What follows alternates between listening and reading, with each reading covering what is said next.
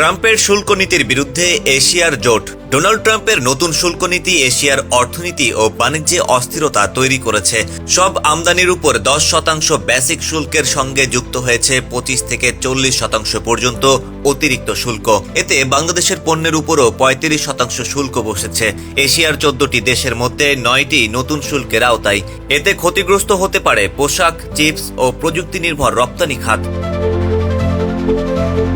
President Donald ট্রাম্পের পারস্পরিক শুল্ক নীতি এশিয়ার বাণিজ্য, অর্থনীতি এবং কূটনৈতিক সম্পর্কগুলোতে বিশাল অস্থিরতা সৃষ্টি করছে। এতে এশিয়ার দেশগুলো একত্রিত হয়ে বহুপাক্ষিক বাণিজ্য ও সাপ্লাই চেইন পুনর্গঠনে মনোনিবেশ করছে।